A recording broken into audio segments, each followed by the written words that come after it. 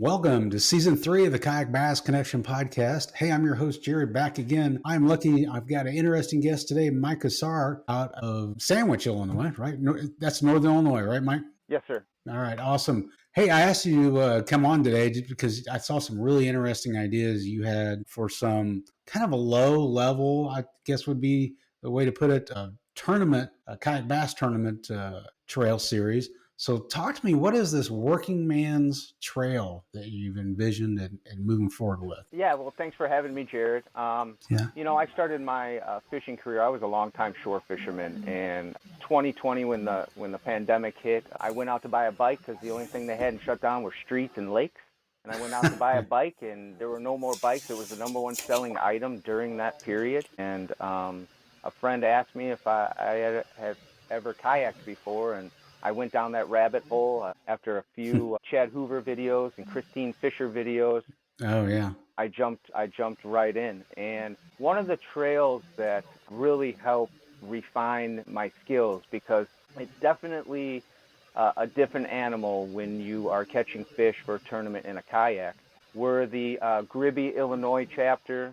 They also have an Indiana chapter, which is still active, and the KPR series, which was, like you said, a low-level, small entry fee. It's a weekly series, so it allowed you to pick a day and a lake that you were able to go out and hone your skills if you're a new angler and start to understand what it's like to catch a fish, put it on the board, have it not flip off. Where's my net? Do I have my identifier? Where's my phone? I got to turn the app on. There's a lot of things There's a lot involved to think about. Yeah, there is. And I kind of made the mistake in the beginning. My first tournament was a Hobie tournament, and I drove 19 hours to Lake Seminole. Yeah, and it snowed. It was 36 degrees, and I caught one fish one day, and I used a net, but that thing was Michael Jordan, and when I was trying to get my phone ready and everything, he just hurls himself right over the edge of the net. And safely to say, I haven't used a net since and haven't lost a fish. But I think it's important that there is a low-level trail to help new anglers figure those things out. The last thing you want to do is spend $700-800 driving 20 hours to learn a lot of things. KPR and Gribby went away in Illinois for whatever reason, and I thought it'd be a good idea to bring it back as the working man's trail. Pick a day to fish. I'm working right now on how to divide up Illinois because, northern lakes aren't as great as southern lakes, so how do we make it even to where everybody can compete on the same level? And for those that are new, hone their skills, and for those that are great, to get out on the water and maybe make a little scratch. Nice, very nice. So if I remember correctly, the model was it is it truly any day of the week you could pick, or was it like Thursday through Sunday? I can't remember. Yeah, it was they had set it up Thursday through Sunday. You sign up, you pick a day to fish, and then there'll be a host of lakes that you can choose from week to week. So whether I split the state down the middle and have like a West tournament number one, and then an East tournament number one, and try to have maybe 6 or 7 events for the season. That's what I'm still trying to determine. So if anybody has any ideas, float them by me. Because like I said, for people that can't get down to Banner, that might be up, towards Wisconsin, how do we make it kind of not fair, but just kind of more competitive, in that aspect? Yeah, I like the concept. I fished a couple of those GRBY tournaments, and what thing I liked about it is that regardless of what day off you could get, whether it was a Saturday or a Thursday, almost everybody, if they set their mind to it, can find at least one day to get on the water.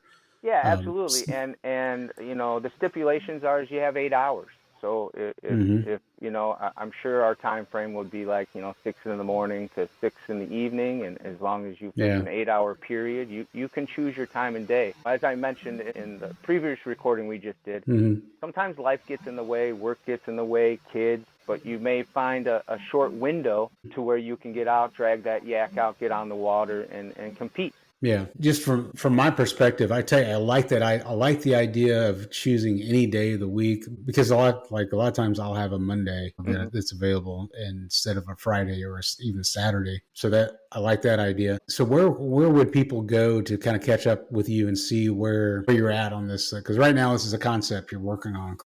Absolutely, yeah. So on my Okay. personal Facebook page, I'll Okay. probably start building that for 2026 as Yeah. Susie and I focus on the Illinois Bass Nation kayak stuff. But I wanted to get the word out and get people excited about that. So right now it's just my personal Facebook page. So if you're not a friend of mine, search me out. I think I've friended about any picture that shows up on my Facebook page. If you're holding a fish, I have sent you an invite.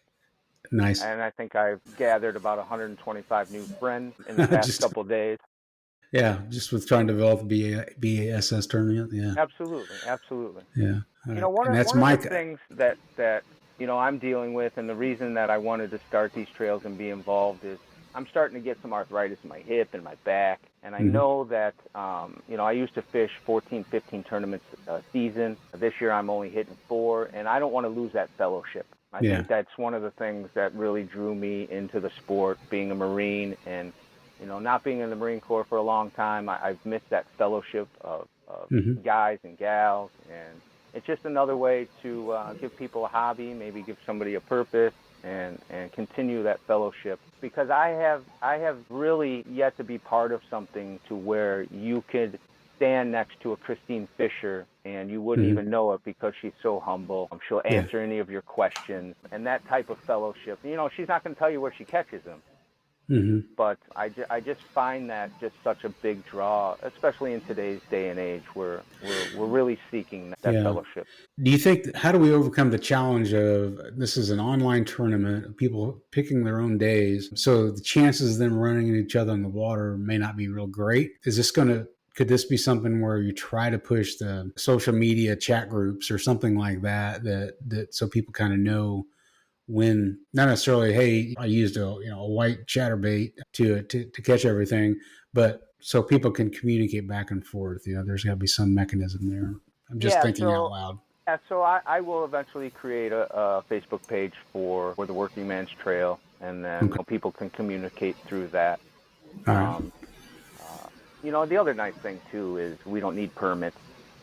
We're not going to have Yeah. 20 guys showing up at one ramp, so we don't have to. We can circumvent that a little bit. Sure. Maybe possibly that 10% payout. We might be able to work around that as well. Yeah, I think when the original GRBY was going on, there wasn't that exclusion for the DNR that, if you have less than 20 Hmm. people, 20 boats, you don't have to have a permit. So that Right. certainly, when they brought that about, which I think was a good idea, that certainly going to make your job a little easier.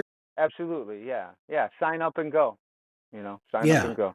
And so if I remember correctly, on those tournament trails, you had like a week in advance, you had to select your day. Correct. Is that your recollection? Yeah, so when Tourney X was challenged with this type of tournament, they set up a really nice options on the website when you go to sign up, and then they even have an option now where you can change your day.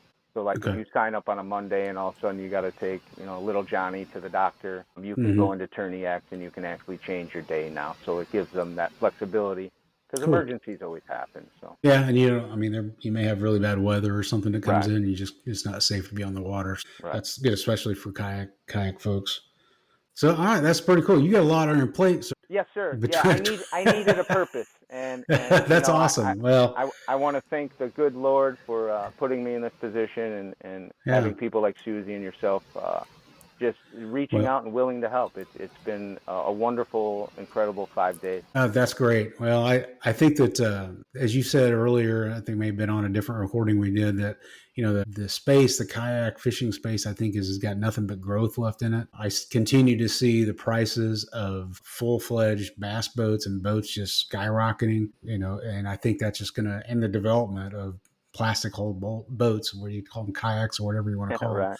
The development continues to evolve to the point where you can get involved with these type of sports, whether you go to Walmart and spend $150, or you can go to you go to Ultimate Rigged Out Kayak. You can have 15 grand in your kayak, and what I've seen time and time again is equipment does not equal results. Mm-hmm. And a lot of times you see a guy that is in a cheap kayak that's paddling it, and he's the one whooping up on everybody in the tournament. So 100%.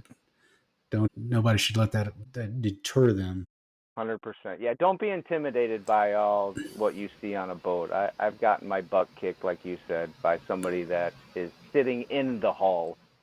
Yeah, You yeah, know, exactly so right.